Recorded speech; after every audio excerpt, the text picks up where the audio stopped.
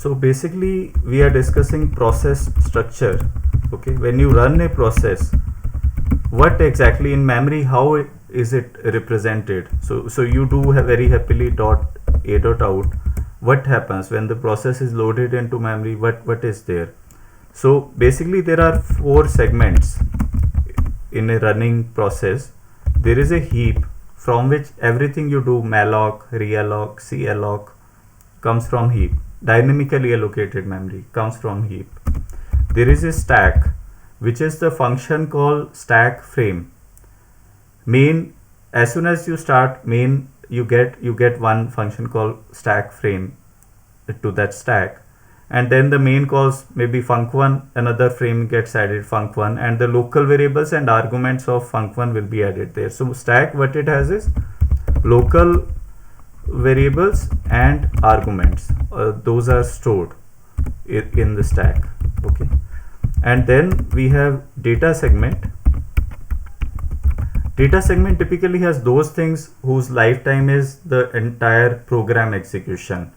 They start living when the process starts and they keep living. They die only when the process dies.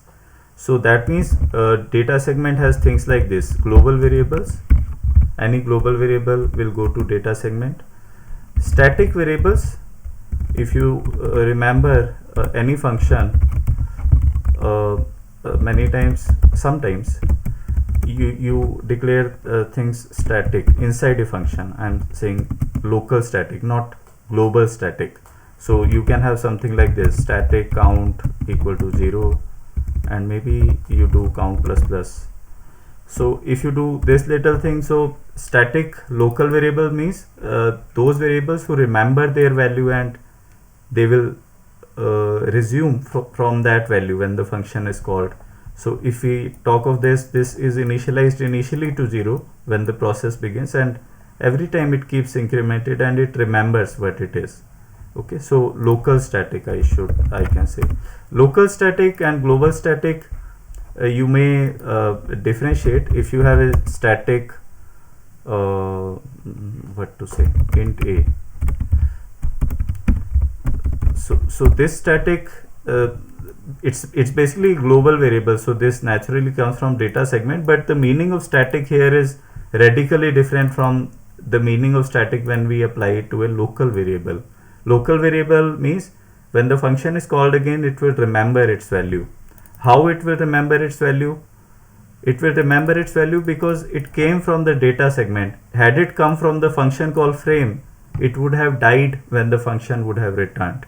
Okay, so because this takes space from the data segment, it remembers, and because this variable b is taking space from the function called frame, it dies as soon as the function returns, because when the function returns, the function frame of func will be removed from the stack and b will die. So that's okay. Global variable, local, I mean you can say static also, because if it is global static, even then. So that's data segment. And then there is a code segment. You can call it code segment, or you can even call it text segment. So that's the compiled code. That's the machine instruction kind of code, which is totally binary, which has an instruction code and opcode and operand and all that, which is basically, you can understand C programming language, assembly language. Till that point it is text, you can read it. Once you go to machine code, it's just 1 and 0. And don't be misled by this term text. It is not a readable, printable thing. Text segment basically means the machine code, so it's all binary, but sometimes people call it text. If you just search in the browser, you will get some nice pictures also. So let me search Linux process structure, and I can see images.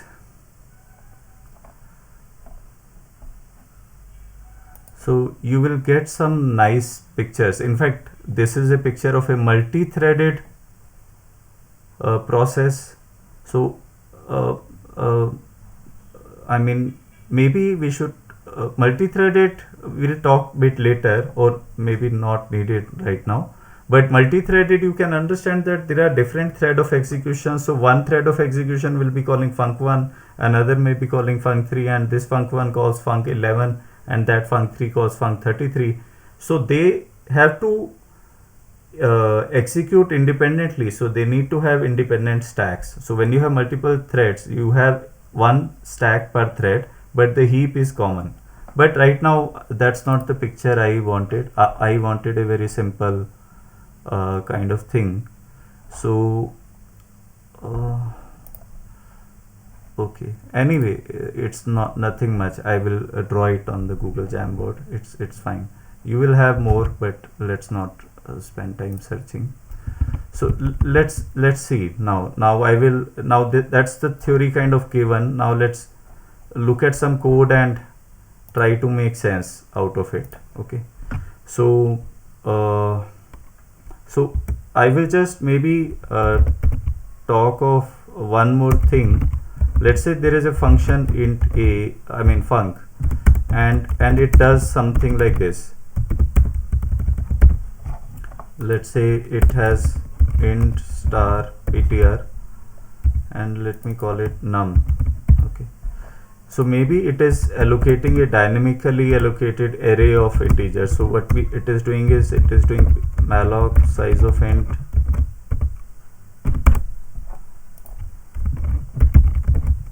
star num. Okay, so just be clear that and assume size of int was 4 and num was 100.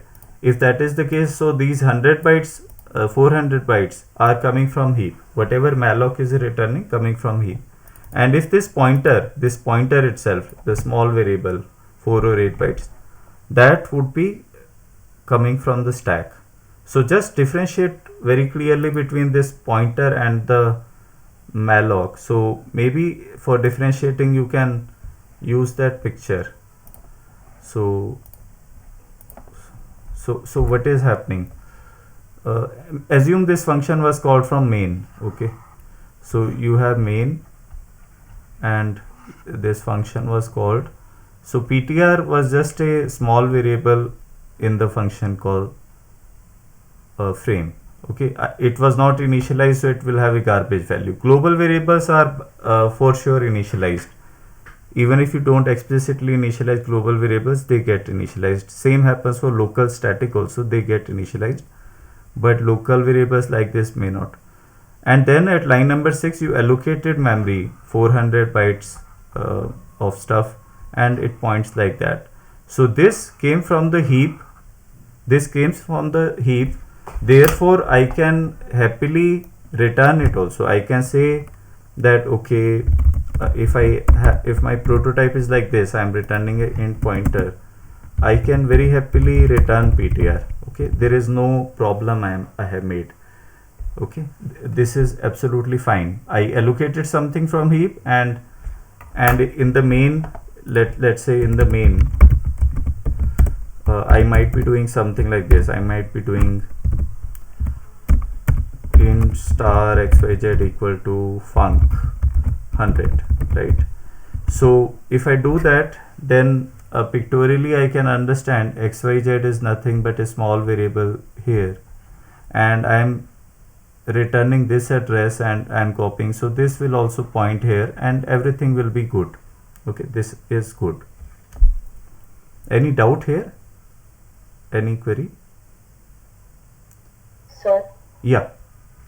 Sir, can you please again explain why you used int star?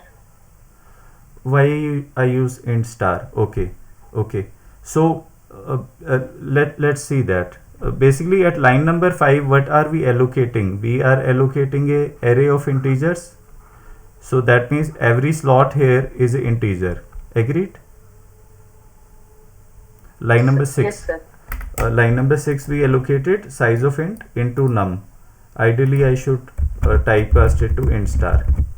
So do you agree that it's a array of integers, right? That you agree? Yes.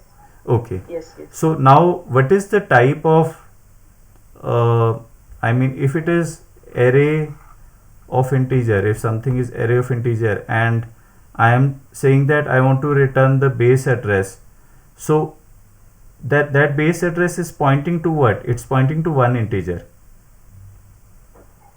Yes. So that is why I represent it as a int star. Int star basically means that I am returning a pointer to int. Okay. Does that answer? Yes, sir. Got it. Okay. So this is being returned and xyz is pointing here. Good. Any other question? So this is correct actually. I will now do something incorrect and you will have to tell me that why it is incorrect. Okay. So what I will do is I will comment this malloc. I will not do it. I will say ptr I am making a array 100 and I am returning like this. Now this is invalid. This is clearly wrong. Even the compiler will start warning the moment I write this code. But fundamentally from a syntax perspective it is all fine because I was doing a dynamically allocated array of integer and this is a statically allocated array of integer. Things are highly compatible. Only that I am returning it via function is causing problem. If I copy paste this code into the main, it's perfect, no issues. So can anybody tell why it is wrong?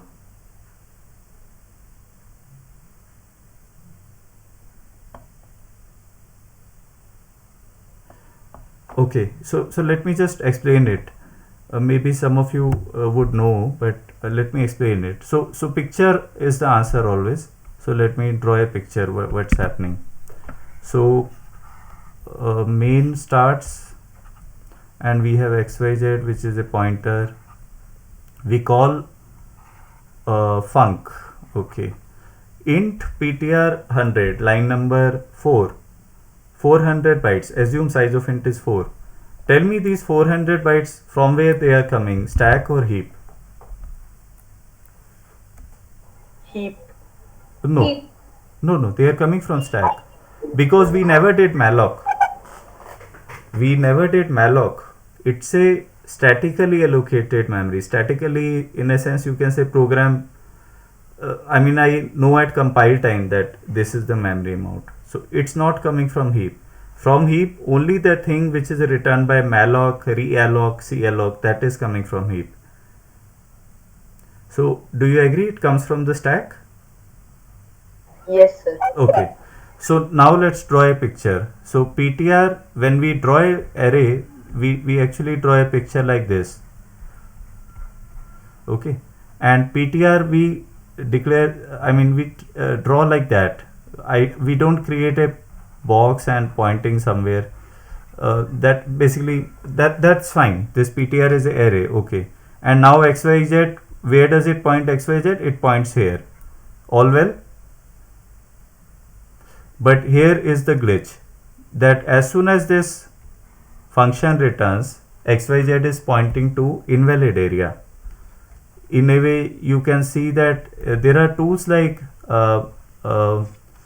rational purify, which will give errors like array bound write, or rather, sorry, I should call it beyond stack read and beyond stack write. Those kind of errors they will report, beyond stack read and write, because this xyz is beyond the valid stack.